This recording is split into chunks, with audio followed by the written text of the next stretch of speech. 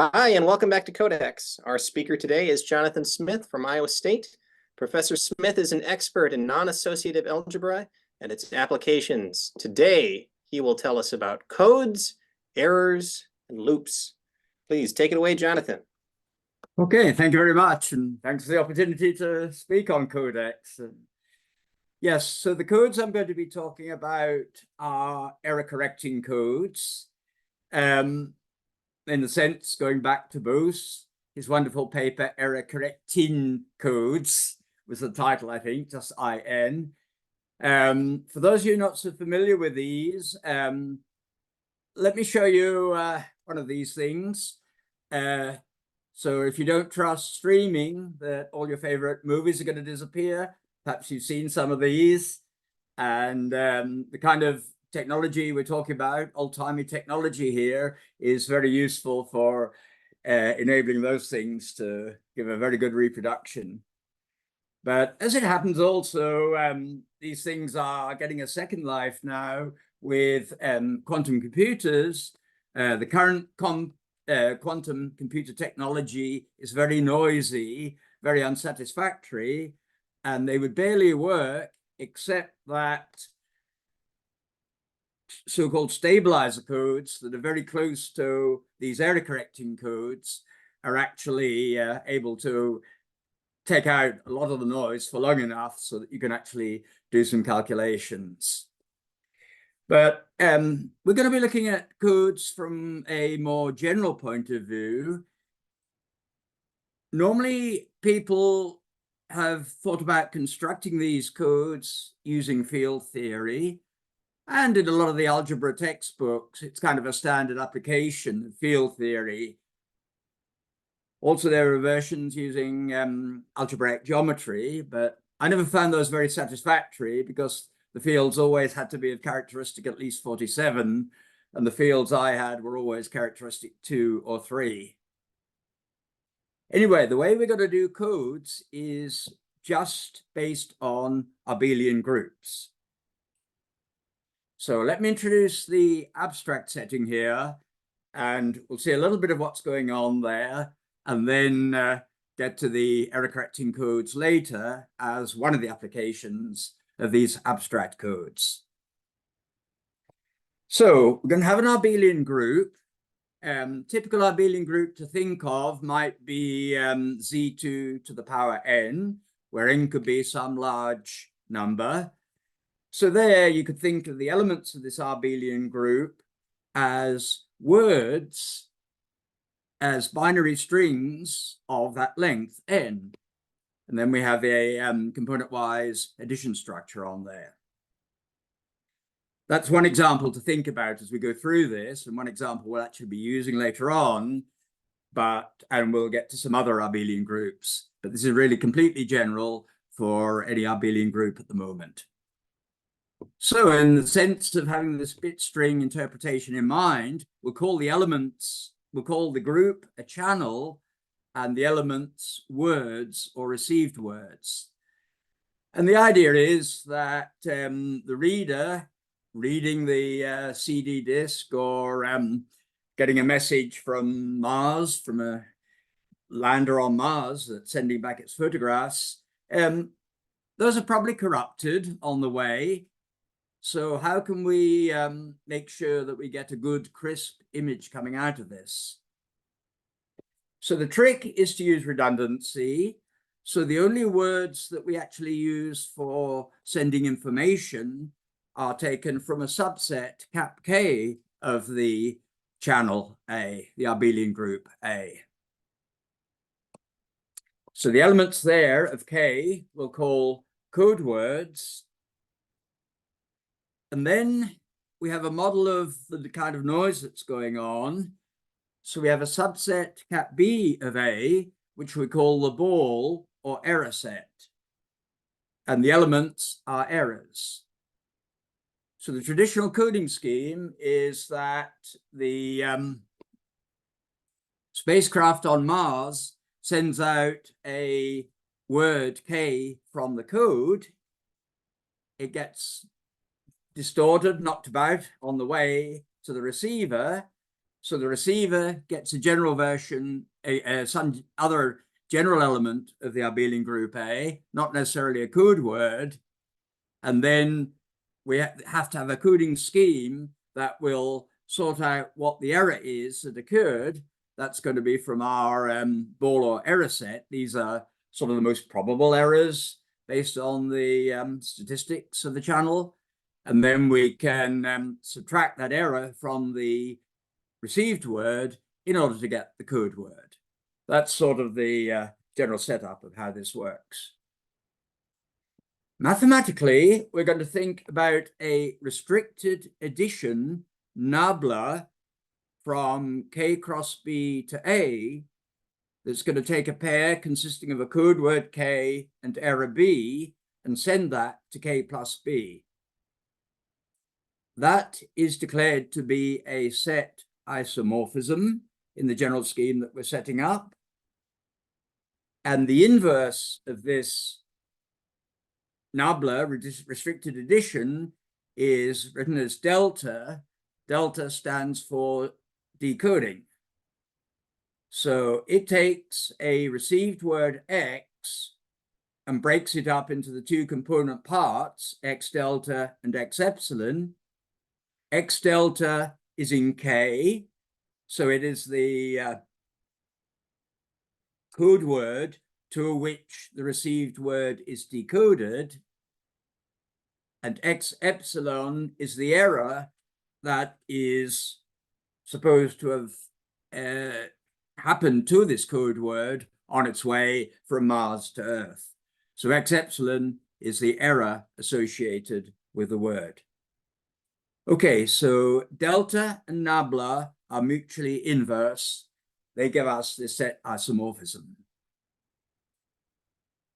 If we have that set up, we then say we have a coding scheme, or more briefly, we will say we have a code and summarize it just as A and delta, which essentially has, as we'll see, all the structure built into it. Let's look in a little bit more detail at the elementary level. So the nabla takes the pair KB to K plus B. It's just the addition in the abelian group. And then the decoding takes that, well, formally to K plus B delta, K plus B epsilon. And since we're supposed to have mutually inverse functions here, that has to get us back to KB. And therefore, we get K plus B delta equals K, and K plus B epsilon equals B for code words K and errors B. Or looking at this from the other direction, if we start with a word, general word X in the channel, decode it to X delta X epsilon, and then add those two, and we get back to X. So in other words, we get, of course, then X equals X delta plus X epsilon for received words X. So that's sort of the algebra that's going on. Jonathan, there's a question in the chat, which I'll read. It says, isomorphism seems like a strong condition akin to perfect codes in the usual setting. Most codes would just have this map being injective. Do you want to allow that, or must delta be an isomorphism? Yeah, so along with that, we'll pick up some extra errors. You know, you may have have designed a code to correct a certain set of errors, let's say double weight errors. But then usually there's a little bit of wiggle room left inside, and then you can correct some more errors with that. Anyway, we'll see how this works with examples as we move on. Hopefully, is that answering the question? Oh, no. But yeah, thanks. All right, cool. Thank you. Yeah, and we can come back to this at the end if necessary after we've seen some of the examples. So at the moment, this is just a general, if you like, abstract algebra structure. So some terminology we'll have here to fit to some of the more usual settings, so we'll say that the coding scheme A delta or the code K is coherent if each code word actually gets decoded to itself. That was not an assumption built in at the beginning. And if the error set, the ball, only decodes to one single code word. Again, that was not built in from the initial assumption, in the initial structure. And we'll say the code is linear if K is actually a subgroup of A. Remember, we're not having any vector space structure here, so we'll just have a subgroup. We could add in that little extra structure if we wanted to, but we don't need it for what we're going to do. We'll also say that the ball is symmetric if it's equal to its own negative. And then let's get to some of the more reasonably expected behaviors. So if we have a coherent scheme and the ball is symmetric, then the ball does contain 0. The only code word in the ball is 0. And the error map gives a bijection from the ball to itself. So each element of the ball gets error assigned to it, B minus whatever the decoding of the 0 is. Okay, so what is the algebra going on the ball? This is where we now diverge from the usual kind of coding theory. There you expect nice algebra structure on the code, linear codes in vector space, it's a nice vector space structure and maybe more relationship to some polynomials.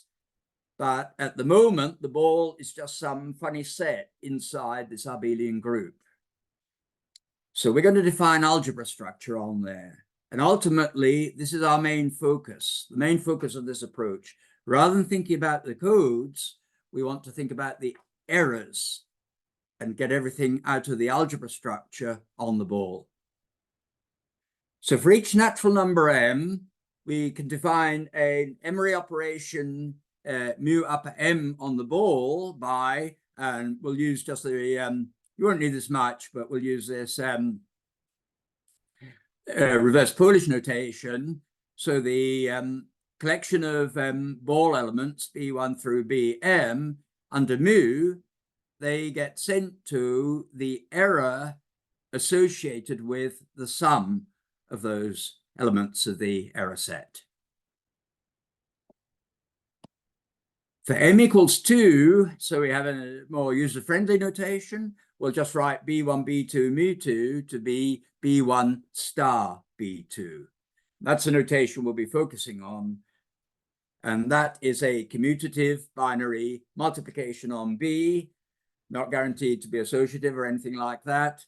It will be in some of the usual settings, and then we'll see what happens in some other settings later on. Here is a very important point. Any of these ball operations only involve some finite union of sums of copies of the ball. So JB here means B plus dot dot dot to J times. So this is a purely local structure inside of the channel. The ball is local. You don't need to know anything about what's happening outside the ball. Everything is restricted to some small local area. And for a element m of a magma, so that's just a set according to Bourbaki with a binary multiplication ring, we define left and right multiplications by L ring sends an element x to m ring x, and R ring sends an element x to x ring m. So, for example, for those of you whose main contact with non-associative operations is with Lie algebras, This is just like the adjoint mapping in a Lie algebra. Okay, so what are the properties of this multiplication on the ball? Well, remembering what we did at the beginning, we have B1 plus B2 is B1 plus B2 delta plus B1 plus B2 epsilon. And we're writing B1 plus B2 epsilon as B1 star B2. And in particular, B1 plus B2 delta, as a reminder, that's in the code set K. So, first lemma here is that K minus K intersected with B minus B is 0. So let's just do this as an exercise in using the structure that we have. Let's say we have, with an obvious notation, K1 minus K2 equals B2 minus B1 minus B2. Then K1 plus B2 is K2 plus B1. And therefore K1 equals K2 and B1 equals B2. And then the consequence of this that we'll be using quite a lot is that the left multiplication in the ball by an element B is injective for each of the ball elements. So suppose we have B1 star B2 equals B1 star B3. We'll subtract B1 plus B2 equals K2 plus B1 star B2, that instance of what we had up at the top, from same thing with the B3 and K3 plus B1 star B3. What we get is B3 minus B2 equals K3 minus K2. That's an element of K minus K intersected with B minus B, and therefore it's 0. So B2 equals B3, and the left multiplication is injective. Okay, so these are typical examples of how you work with this stuff. Okay, so we have our algebraic tools in place. Now let's have some fun playing around with them. We're going to start with the division algorithm. Here, the channel is the abelian group of integers. The linear code for some positive integer d, we're called divisor, is going to be d times z. And we're going to take an asymmetric ball, the integers modulo d, 0, 1, up to d minus 1. In other words, those are the remainders that show up when you apply the division algorithm. So a received word x in the coding terminology is decoded to the sum of d times q. That's some element of the code, multiple of d. And then we get the error, r, which is in this asymmetric ball. So for any dividend x and remainder r and quotient q. And this yields a coherent decoding according to our scheme. So what's the multiplication star on the ball? Well, it just recovers the group of residues of integers modulo d under addition. Let's just stop for a minute and think about what this means philosophically.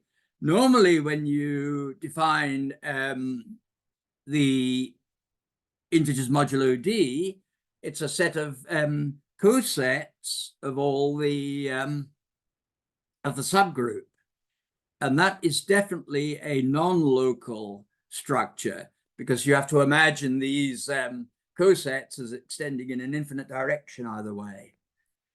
The point here is just by looking at this local structure, and we just need a little bit more of it. We need to go out from 0 to not quite to 2D. That local structure already gives the algebra structure of the abelian group on this group of residues. And this is just a curiosity as applied here to the division algorithm, but there's a grand version of this that crystallographers get into, when they take the unit cell inside a crystal with supposedly infinitely repeated symmetry, and then study what goes on there, what the band structure is and what all the physics is that's going in there. And of course, the abstraction that this crystal goes on forever is not physically realistic. What is realistic is that you have just a few copies of the unit cell in whatever piece of crystal that you happen to have. So one of the applications of this general framework that we're thinking about a lot is what are the implications here for crystallography, and in particular, how small does a crystal have to be in order for it still to behave the way that the usual theory says it's going to behave. In terms of pure mathematics, we have versions of what we just did here. This is just the toy version, but we can extend to Gaussian, Eisenstein, Hurwitz integers, maximal orders. And so this coding scheme setup provides some nice algebra to give us a local approach to taking residue classes. Okay, so now let's get closer to the usual kind of coding theory, and we'll look at the smallest example, just the Hamming codes. And for the moment, let's take the smallest non-trivial example, just the channel that's a hypercube, so Z2 cubed. And the code here, we just repeat and repeat to get plenty of redundancy. So 0, 0, 0, and 1, 1, 1. And going forward, we'll have some pictures here. We'll use the bold fonts for the code, and then a plain font for the general elements. So the code is 0, 0, 0, and 1, 1, 1. B, the set of errors corrected by this code is, of course, if there's no error, or the code word, the channel words of weight 1, Hamming weight 1. And here's a graph theory picture as an example of perfect domination. So this is the hypercube drawn in a twisted point of view from the geometry, but this is a very natural way for, if you think about this as the Hasse diagram of the Boolean algebra, subsets of a three-element set. And then here is the ball is the lower half, and then we get these other parts here, and the code is just consists of the 1, 1, 1 and 0, 0, 0. So if you'll notice, we have arrows from 0. We're dominating the 3 words of weight 1, and then the other code word is dominating the 3 words of weight 2. So it's also an example of a perfect domination in a graph. So the ball, what is the structure of the ball? Well, it turns out that we don't have much option. Because the left multiplication in the ball is injective, basically the only structure you're going to have is Z2 squared, abelian group. And the best way to think about how that structure works is with the isomorphism, 0, 0, 1 goes to 0, 1, 0, 1, 0 goes to 1, 0, 1, 0, 1, 0, 0, 1, 0, 0 goes to 1, 1. And in other words, we can write this as 2 to the r goes to 1 plus r. So here with bit strings, we will be interpreting bit strings as binary representations of natural numbers.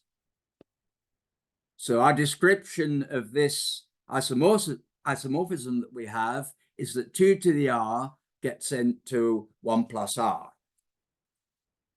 Or if we think about the log to base 2, it's r getting sent to 1 plus r. And we'll come back to this a little bit later.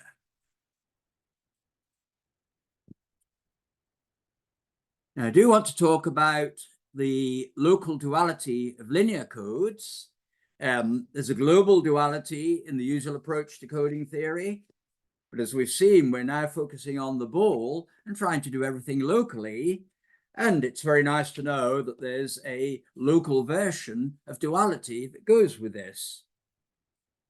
So for a collection of elements in the ball, where we have our multiplication, we are going to define a product, pi from I equals 1 to m of bi, recursively by going up to 1, we just have b1, and then going up to m plus 1, we just multiply. Here it's done on the left. It doesn't matter because it's commutative multiplication. We multiply the previous product. So here is the central thing that's going on within this theory, the principle of local duality.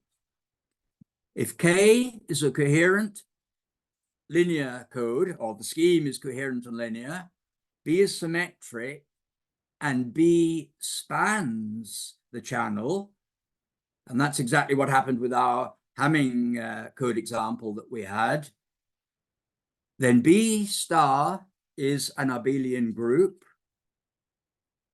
and we can recover the code from the error set locally as the collection of all differences between the sum of the error words in the abelian group structure minus their product in the ball structure that we have built up from our binary multiplication star.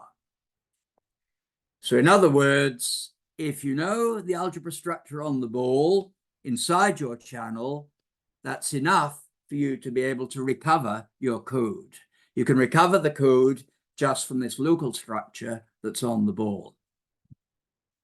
And the smallest non-trivial example of this, in our Hamming code, we have 0, 0, 0 as one of the code words that's inside the ball. How do we get to the other code word, 1, 1, 1? Well, of course, it's just the sum of these 3 weight 1 errors. And then 1, 0, 0, sorry, I've got hair trigger reaction on here. 1, 0, 0 is 0, 0, 1 star 0, 1, 0. So this expression is an example of how we can recover the code words from the error structure on the ball. Okay, so essentially, the coding scheme is specified entirely by having the syndrome function 2 to the r going to 1 plus r. This, of course, for binary channels. So remember, we think of integers, of natural numbers as corresponding to their bit strings in the binary representation. And then this Hamming code of weight 1 that we had, it's specified by the syndrome function. 2 to the r goes to 1 plus r. And that extends very nicely. So we'll talk about greedy syndrome functions. We can build all the single error correcting Hamming codes just by knowing the logarithm function, log to base 2, just working on mapping from natural numbers to natural numbers, taking 2 to the r, or just the log to base 2 of that, which is just r, to 1 plus r. So just having that log to base 2, or if we just think about the linear function, r goes to 1 plus r, that's enough information within this approach to coding theory to build all of the single error correcting Hamming codes. And in particular, if we want to think about how we would build this, well, we can just use a greedy algorithm working progressively through the natural numbers. What do we send 2 to the r2? Well, we don't want to mess up any of what we've previously built. So we just assign 2 to the r to the smallest natural number, which is maintains the consistency so that we are able to decode.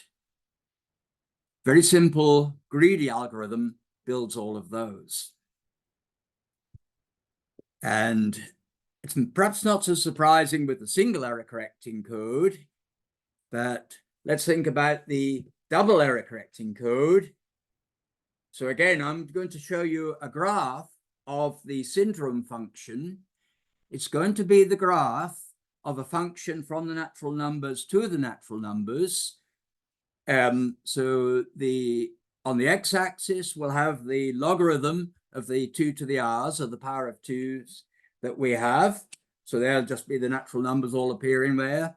And the vertical axis will just be the corresponding value, which natural number the syndrome function has to assign the appropriate power of 2 to, or the in the logarithmic scale. So here is the picture. And this is this amazing fractal picture that emerges. And if you read the scale on the y-axis, we're getting up to 1 million there. So this picture essentially is encapsulating everything you need in order to build a whole bunch of double error correcting codes for all the channels of dimensions up to about 350. So this single, as we call it, universal syndrome function, just built with the greedy algorithm, it's all you need to build double error correcting codes for all the channels up to dimension over 350 that's shown here. And not all of them are the optimal, but most are. And in particular, for example, the Goulet code, dimension 24, emerges from this. These are all linear codes. And so this picture will give you the same codes that Conway built with his lexicodes, but there he did not have the linearity built in. So just with the binary channels here, these greedy codes that we build will coincide with Conway's lexicodes. When you go, for example, to over GF3 or Z3, then we again get the corresponding Goulet code there. All the codes are linear, and that's different from the lexicodes, because in 3 or above, the lexicodes do not give you linear codes. So it's really amazing to me that this very simple greedy algorithm, this construction, it isn't able to give very good codes. And as we put in the abstract, for example, we can design for balls of very weird arrow patterns. And for example, in terms of burst errors, this was then giving optimal code, record-breaking codes that hadn't actually been constructed before. Okay, so that's the connection with more conventional coding theory. And for anybody out there who's looking for something to work on, this stuff was done back about 25 or 30 years ago with these fractals, and we never really got into examining the structure. But looking at this picture, I think there's probably a lot going on here. And now with modern computing power, it would be time to go back and start to look at this. So I think there's a lot to be extracted from these fractal patterns that emerge. Okay, well, at the beginning, Joey said that I work a lot on non-associative structures. So if you haven't figured out already, these things are called loop transversal codes. Loop refers to the non-associative structures that became very popular in Chicago, the University of Chicago, in the, I guess, late 1930s, early 1940s. And they were like groups, but non-associative. They wanted to give a good Chicago name to them, so they call them the loop after the rapid transit loop that runs around the center of Chicago. So let's talk about quasi-groups and loops. So a magma is a quasi-group if the left and right multiplications biject. If you like, if you think about you have groups, and then what are the two ways to extend groups? Well, if you relax the cancellation and keep the associativity, you have semi-groups. Quasi-groups go in the other direction. You keep the cancellativity and relax the associativity. That's when you get quasi-groups. And as examples, groups, of course, Latin squares. Any Latin square is the multiplication table of a quasi-group, however you index the rows and columns. Subtraction on the integers is a quasi-group. It's non-associative. And in fact, if you start with 1 and want to generate all of the integers with a single algebraic operation, subtraction is the way to go there. Addition isn't going to do it for you. And another popular example is the set of non-zero octonions, or the non-associative multiplication structure on the sphere S7 if you restrict to unit octonions. And then a loop is a quasi-group with an identity element. So we'll say a coding scheme is quasi-linear if the multiplication on the ball is actually a quasi-group. We said it was linear if we had an abelian group, so quasi-linear if we have a quasi-group. And it's rather curious that this whole construction that we were using, it comes from Reinhold Baer's approach to constructing loops. You get a group if you take the quotient of a group by a normal subgroup. Baer was answering the question, what do you get if you take the quotient of a group by a subgroup which isn't necessarily normal? And this is where the loops came in from loop transversals as sets of representatives for the cosets of an arbitrary subgroup inside of a group. So what this whole approach to coding theory was really motivated by that. And it's strange that so far we had not come up with any non-associative loops out of this. We'd only come up with abelian groups. Even with very bizarre error patterns, you know, like burst error or stranger things, we're always getting an abelian group. Okay, so a little bit more going back to our general coding scheme. If B is finite, K is quasi-linear, no other assumptions required. That's just because those injective left multiplications have to be surjective in the finite case. If B is symmetric, then K is quasi-linear, even in the infinite case. And then furthermore, if we have a coherent scheme, we think about the zero delta, which is in the ball. That is an identity element for the loop structure, for the quasi-group structure that we have on the ball, and therefore we get a loop. And of course, the star is commutative, so we get a commutative loop. Okay, so we've been doing this stuff for a long time, only getting abelian groups, but potentially we're using loop theory. You know, can you get non-associative loops coming out? This is a big question for a long time.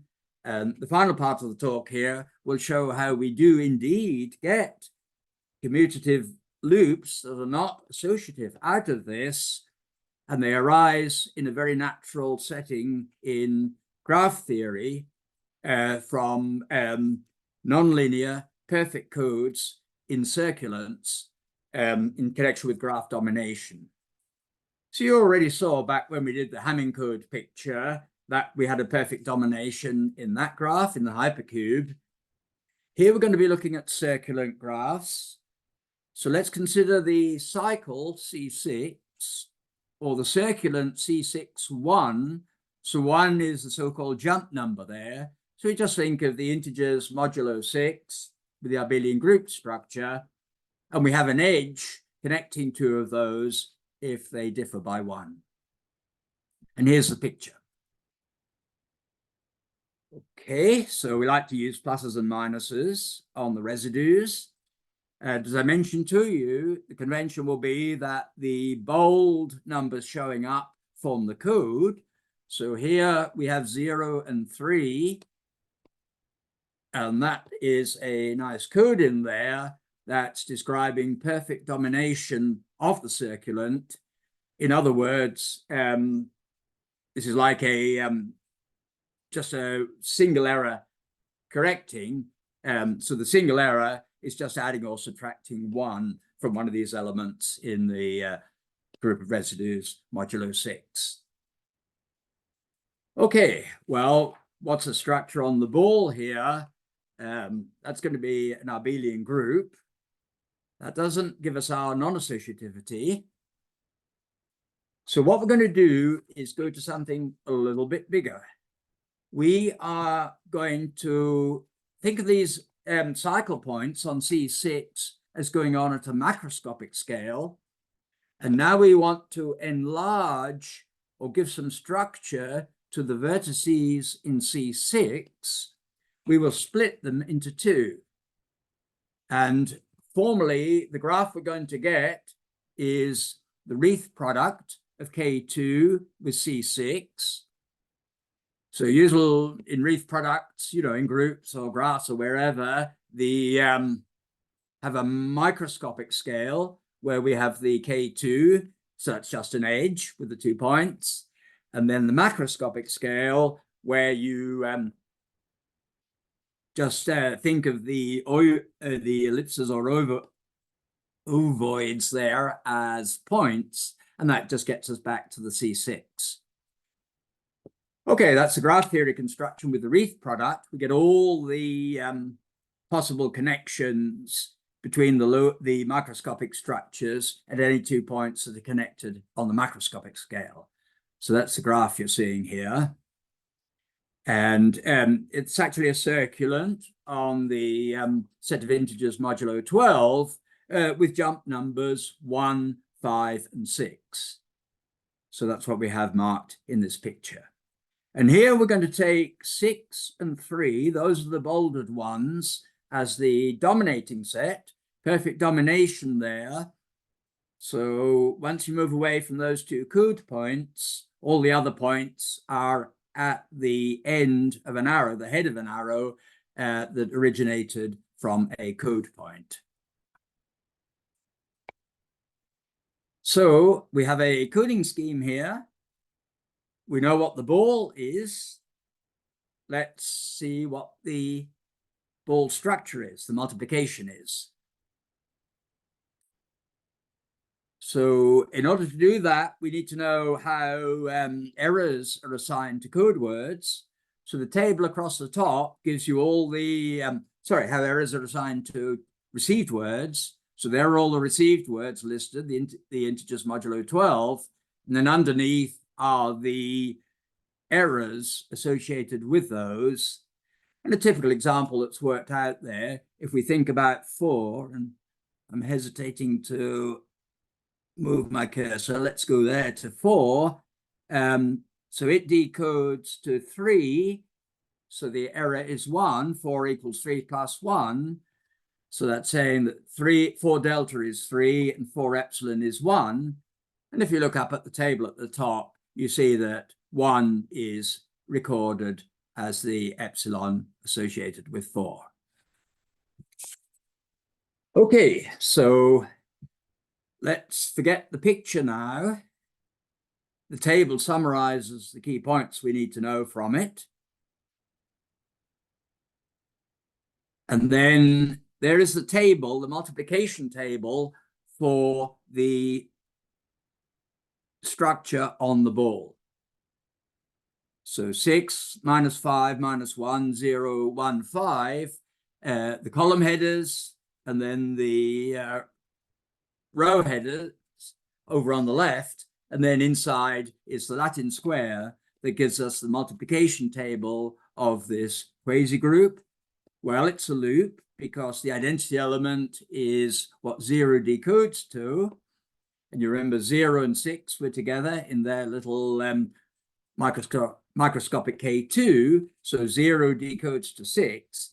And therefore 6 is the identity element of this commutative loop.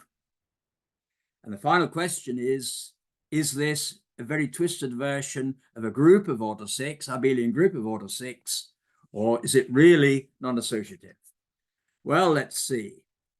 We're going to compare those two associations of repeated products of ones, either consistently bringing in from the right or the more symmetric multiplication at the bottom.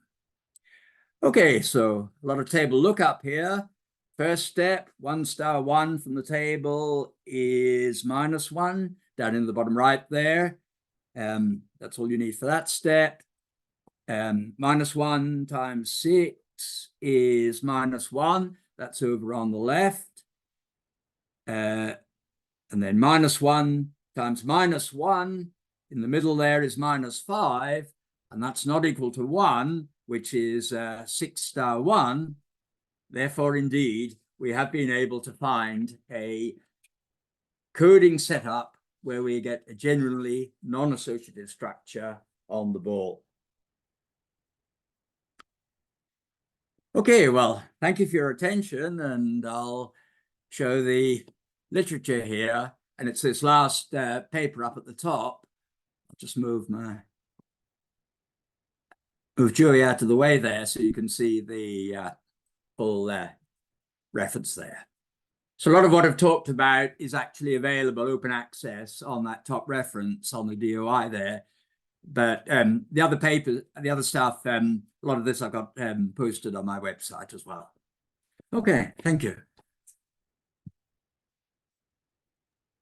All right, let's thank our speaker by clicking on reactions.